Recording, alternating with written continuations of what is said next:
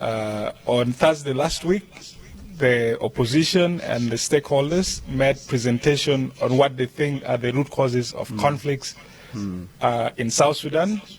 And so the government requested to have time to look into those issues that have been raised so that they can be able to provide a comprehensive response, comments on what they are doing as a government in terms of addressing them. It is also important to underscore that this issue of the root causes of conflict has always been contentious. We gave a few comments.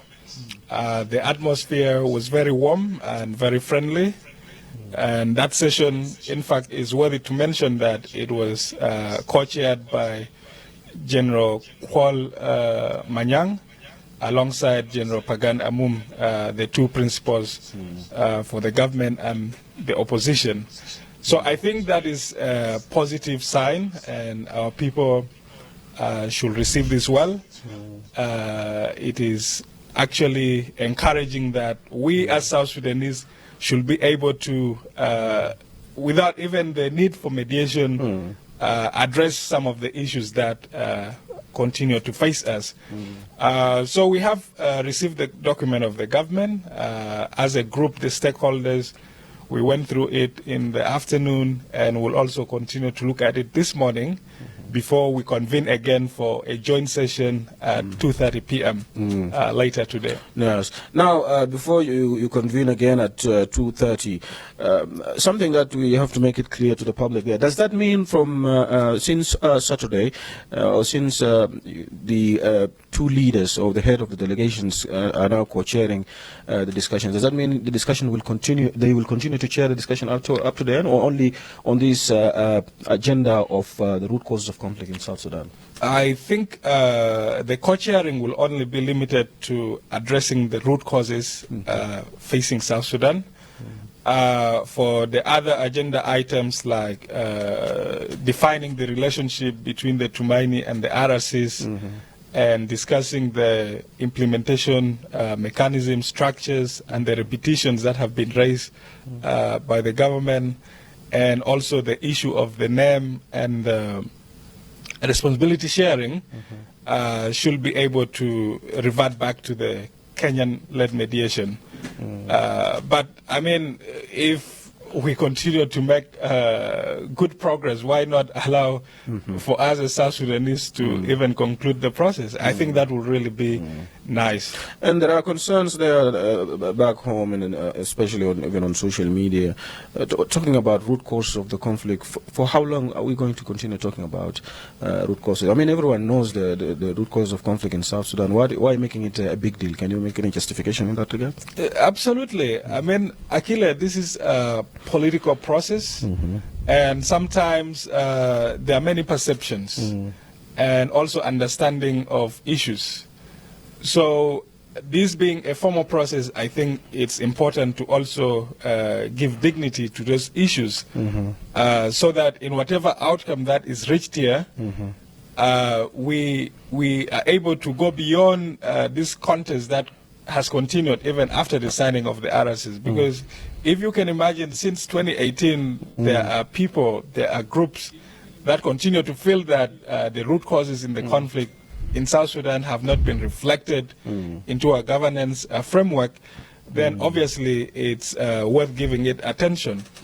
And I believe that even while we'll appreciate what the RSS has been able to do, and some of the protocols within the Tumaini that have captured those root causes and proposed solutions towards them, I think also this exercise will allow us to identify issues that we might have left out in the Tumaini protocols, in the RRCs, and this could be useful towards, agreeing on realistic proposals that can address those issues. I think you continue to see how many conflicts at different levels continue to affect us. The recent incident of armed cattle keepers and farmers in in Magui, and intercommunal conflicts beyond all the way between Abia and Warap. I think it is only through a forum like this one where we agree that this is really a pressing issue, and what can we do about it, and propose a mechanism that can at least try to mitigate the effects of this kind of conflicts. So the Tumaini will better address the intercommunal conflict in South Sudan compared to the revitalized peace agreement? You can say that? That is not what I'm saying, but I'm saying it will bring attention towards the issue. And if that is the case, perhaps we'll be able to propose really concrete solution that can tackle it. And Emmanuel, let me also say that we had proposed the protocol on intercommunal violence, armed civilians, and land disputes. We thought this is a real issue that continued to threaten social cohesion among our communities, but even pose a national security threat to our unity. Yeah, so I believe that now that we're all together with the government here, we'll be able to come up with a really good solution. And you earlier described the mood or the atmosphere, something like a positive sign. Could that be a breakthrough maybe to ease the discussion on the remaining agendas after we conclude these root causes? Absolutely. I can say that we have broken the ice. We are engaging ourselves in a respectful manner with the opposition and the government and the stakeholders, really putting aside the differences that we have seen in the previous sessions, and even when we're starting this round of talks. I think that is positive. At some point, we have to be able to rise above these different affiliations that we carry, be it political, be it group, and so on, and really focus on the country. What can we do as South Sudanese to address these problems that face us, without even looking into the interest that we're either losing or we are gaining through that. And I think where we have reached as a country, we're far better off putting these differences aside and really working to rescue our country from the many challenges that continue to face us. Otherwise, I think continued differences, continued arguments cannot help us. And in fact, one of the issues we identified as root causes is the continued political power struggles, which continue to cause a stalemate in terms of even the national programs for the country. And this is exemplified by the revitalized agreement. There are very good provisions that were agreed there. But during the course of implementation, you have seen how the parties continue to have disputes, and these disputes lead to a deadlock. So I think it's a good thing. And how are we going to ensure that the provisions this time around are better implemented compared to the RRCs? We will continue to encourage this kind of atmosphere, which creates a conducive environment for the parties during the course of implementation. And while disputes might arise along the way, but that should not be an issue for parties to take extreme positions and say it has to go my way or we don't make any progress. I think the more we are able to generate goodwill, trust and confidence among the parties, the issue of suspicion and mistrust will go down, and this will allow for the parties to really live up to the commitments and the spirit of the agreements that they signed. Right. And talking about the positive atmosphere and having this positive sign, as you mentioned, first of all, if we go back, what were the sticky points? Why were they not in a good atmosphere compared to recently, after the two leaders actually co-chaired the meeting? What were the differences, and for how long will parties continue to engage in this agenda of the root causes of the conflict? Previously, there was tension over, first of all, the agenda. The opposition parties felt that we had come towards the end of the process. We had agreed on 8 protocols with the government delegation in July, and what was outstanding is only to discuss and agree on power sharing, and then we signed a final agreement. But the government delegation, when they came back in November, they said they have observed concerns and deviations from those 8 protocols that were initiated. And therefore, they have come with a paper that they want to present to bring to the attention of the mediation, the opposition parties, and the stakeholders these concerns so that they are incorporated into the protocols. So the opposition felt that this was opening the protocols for renegotiation, something which they were not willing to do. And in fact, if you remember, the government was not able to make even that presentation in December because the opposition parties rejected to give them the chance to do that. But we have seen a difference this time around. When this round of negotiations started on the 20th, in fact, the first item of business was for the government to make a presentation of that paper.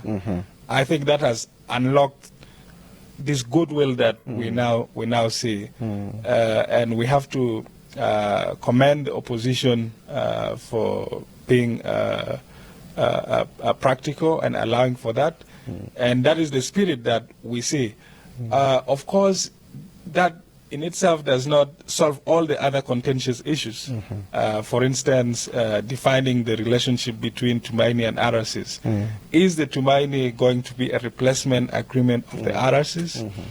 Or is it going to be an annex? And you know how hotly this debate has been going on, including on iRadio here, whenever you hosted the government and opposition representatives. You really see that they stick and strongly advocate for their various positions of let us just negotiate the power sharing and we conclude, while the government is saying no, we have observations that are important to be incorporated so that we have an agreement that has clarity and is also implementable. So Akile, I think where we have reached, even with those outstanding contentious issues, I'm sure we'll find the resolve to tackle them in a civil manner. And I mean, like today, is it going to be like the last day for the root causes, or it depends on the outcome or the agreement? So the program that we have in the afternoon when we meet, we will now collectively discuss those root causes. We'll give our comments, especially the opposition and the stakeholders, but also the government will be able to answer to some of those questions that we raise, because what they did is they looked at the RRCs and they looked at the issues that have been raised, and where the RRCs made a provision, they said it's already taken care of by the RRCs. but also we found out that there are some issues that have already been have had solutions implemented towards them, while others are still just on paper. But I think in the afternoon session we'll be able to include more other issues that can be reflected in the agreement, and of course implementation is another whole program of itself. Once we're able to make that agreement, we are going to form a technical working group that will have representatives from the government, the opposition, and the stakeholders to now put together all these 3 documents isolating the issues addressed in Tumaini, addressed in the RRCs, and those issues that we find them to be new and not addressed anywhere, will include them. And it will be the work of that technical working group to now conclude the agreement on the root causes. I think that's more of a technical work, because all the political discussions around it will have been concluded by today. Okay, that means that's another 1 week now, the work for the technical. No. I think we'll continue with the other agendas while the technical team are already working on the. That will be another consideration. But the idea is the technical working group can have like a day to finalize and panel bid these things into a good document that we can either consider as a standalone protocol or find where to fit those issues within the two agreements that we have. Right. So since we're talking about the peace process, yesterday I want to have a view, Patrick Godi, on a press release on the role of church leaders mediation. That is another initiative. It's called Church Leaders Mediation Initiative in the ongoing peace process in South Sudan. So how many peace processes are we talking about here? This is another one, and you have Tumaini, we have the church now coming in. I mean, what would you say in that? Akile, what we have found out is that even while we're discussing the root causes of conflict, in fact, Dr. Martin, the Cabinet Affairs Minister, said, let us not say the root cause of conflict in South Sudan, let's say the root cause of conflicts, because there are different types of conflicts in the country. And I think that allows us to look at these things holistically and also tailor different approaches to the many fragments of the conflicts that face us. I think the move by the church is welcome, because you know how we have been raising concerns about the absence of some important political and armed groups in the Tumaini. Notably, we do not have General Thomas Cirillo in the Tumaini. We do not have General Simon Gatwich. And this continues to bother South Sudanese, especially those from areas where these two generals have their presence. And if Tumaini is not able to bring them on board, I think the church, in its efforts, and if they can do it, we need to support them. And even I'm very sure there will be collaboration from the Tumaini Initiative mediators to facilitate the church initiative in the engagement with the other hold-out groups that are not here. I think South Sudanese, for obvious reasons, are tired about negotiations after negotiations because they want to move on. These peace processes continue to hold the country hostage instead of focusing on development, instead of focusing on democratic entrenchment through elections and constitution and so on. We are in a wait mood. We say, let's bring everybody before we can go forward. And we can't really tell when everybody will agree to be on the table so that we can agree on a national agenda and say, from today onwards, let rebellions, let insurgencies be history. And let's just become like other countries in the region and fight our political battles through political dialogue, through elections, and so on. And talking about other holdout groups, there was one general also who defected from Kidguang faction. It's called General Gatkot. He was complaining to us that he actually came here to join the process, but he was not. I mean, up to now, he's yet to be accepted because he also said he has forces there. Actually, it's like another splinter group, like the one of Nas General, who's already here. So he's saying that it's a similar condition. Why rejecting the participation in the peace process? As a stakeholder, what would you say in that regard? Because here we're talking about inclusivity, having an inclusive kind of discussion for lasting peace in the country. Yeah, even Tumaini actually is framed around inclusivity. And if you see the background of Tumaini when the process was still under the community of St. Egidio in Rome, it was only targeted towards about 2 or 3 groups that formed themselves to become Soma. So it was actually a process between the government and only Soma. When our president wrote his letter to President Ruto requesting for his mediation, he emphasized inclusivity. He wants to achieve inclusive peace in the country. And also President Ruto, when he was appointing his chief mediator, he emphasized the point of inclusivity. And that's why you are able to see stakeholders here in their diversity, something which was not in Rome. You are able to see other opposition groups that are not part of Soma, and they're all here. I think it has to do with the question of timing with the new groups that you just mentioned that came to Nairobi seeking to be included into the process. And I still think that it's possible to get them on board. But as you have seen, the process here has largely stalled until actually January. From July all the way up to December, there was no progress that was being met. And maybe the mediation is doing its homework. Of course, this is something they cannot decide on their own. There is the principal mediator who is the president of Kenya, and there might be some protocols involved in communicating this. But for us as stakeholders, we really want to see everyone included into the process. And this is what I also continue to hear back from home.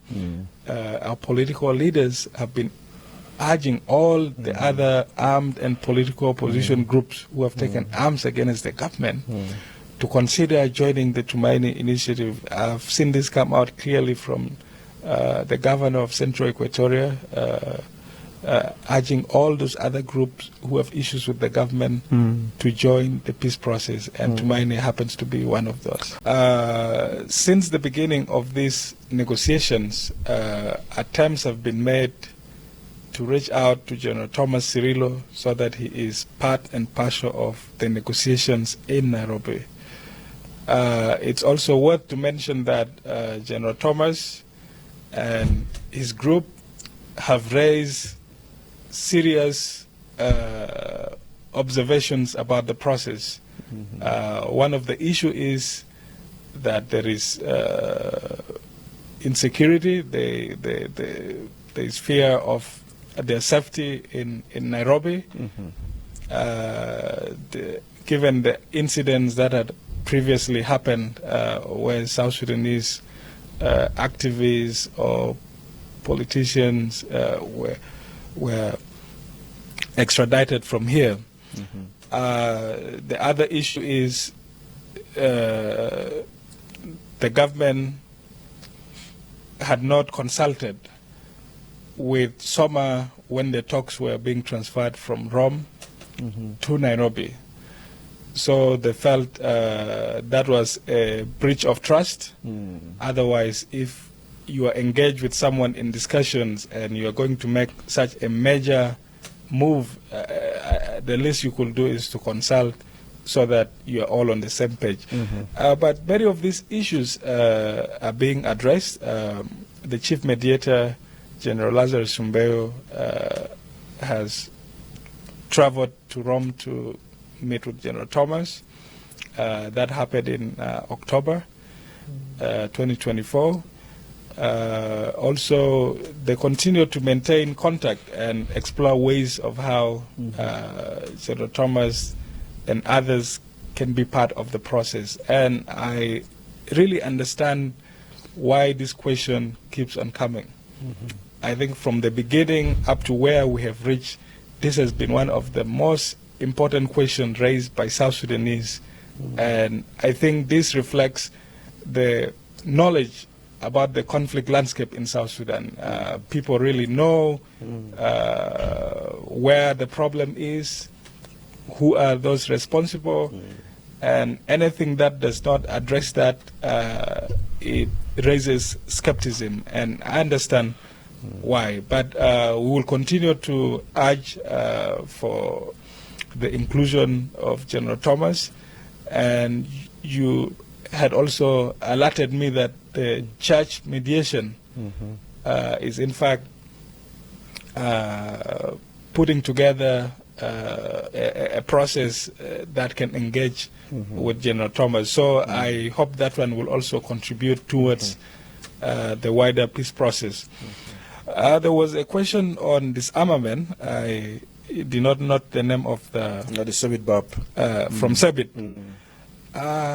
Disarmament is in fact a serious problem in South Sudan. If you see the number of weapons in the hands of civilians, you might in fact conclude and say that the civilians are more powerful and stronger than the military. And we have examples where civilians have overpowered the military. And I remember this happened in Tonj during a disarmament exercise. So how can we address this question? There is also issue of mistrust. You know, our communities, given the challenges we've been facing, have taken the responsibility to protect their lives and their property. And I think to really comprehensively address disarmament, first of all, there has to be assurances of security. Otherwise, communities will continue to justify why they need to carry guns to protect themselves and their property. So this cannot be addressed in one day. I think there has to be a policy towards it, but also overall we have to improve. We have to improve on our on the safety of our citizens. We have to provide incentives through economic activities for many of these young people to move away from the violence that they perpetrate using the guns. We also need to see that the government is providing social services to the people. In that way, I think you address it from a broad angle. You know, issues of food security. You also need to ensure your people are able to eat. It's not only just a matter of withdrawing the guns from the hands of these civilians. Right. What are the alternatives? Otherwise, they'll always find their way back. Has it been addressed here in one of the protocols? We have the protocol on armed civilians. And one of the solutions that is proposed there is to conduct a comprehensive disarmament exercise. But we have also heard from the government that actually there is a draft bill in Parliament that will address the issue of disarmament. But I think what is important here is trust. All right. Otherwise, if there is no trust during the process, it will be a failure. Yeah, we could move to the next question. I have about 5 minutes to end up. We have a question. Will Tumaini solve the root causes? This is an important question. Yeah, we have identified some of the root causes, which, like I mentioned in the beginning, have to do with economy, it has to do with governance, leadership, security, geopolitical, historical grievances. We believe that now we are discussing these issues, will really be able to give them sustainable solutions that can try to address them. And we have another question on whether this process will not extend elections. In fact, it is important to tell our listeners that we have prioritized elections and constitution making under the Tumaini Initiative. And this is out of the call by South Sudanese. We have listened to South Sudanese across the country who are saying these perpetual transitions and extensions of government without elections need to come to an end. So in fact, one interesting proposal is that one of the reasons we do not go for elections on time is the question of constitution. So we are also exploring, can we separate the process of constitution making and election, so that if we happen to reach towards the end of the transition and we don't have towards the end of the transition without a constitution, election should not be extended on that justification. So it will still be... Let's go to Ayuel. Ayuel talked about... If UPA accepted the church leadership initiative. And the most interesting part also is talked about the leader of UPA yesterday, who said he doesn't trust this current government delegation. This is actually exactly what he said yesterday. And yet, how are we talking about these negotiations now if you don't trust? Again, I assure you yesterday General Pagan and General Kwal were the co-chairs of the session. And what I saw there is far from what he expressed earlier on iRadio. So what I can assure him is that there is confidence being built among the parties, and we hope this will continue until we conclude the negotiations and even implementation. Magog was asking, yes, are you representing to Shabab, of the opposition or the government? Because he talked about the suffering of the people of South Sudan back home. My brother Magog, I am not a youth leader from the UPA, opposition groups in Nairobi, but rather I am non-political representative of youth across the country, and I have been doing performing this role in South Sudan even before the Tumaini initiative. So I'm not in any way associated with the opposition groups here. Yes. Because we have about a few minutes now. Ayuel was talking about coming with this agenda of root causes of the conflict. It's like a tactic for you guys to buy time, or maybe for the parties to buy time. No. I don't think so.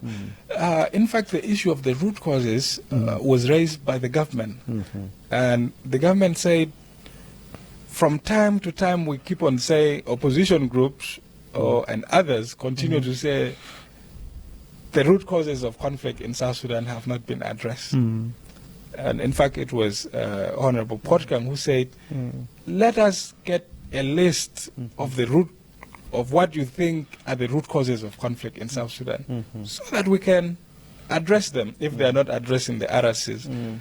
But also, I think you have had some of the callers who said, okay, the problem is the politician.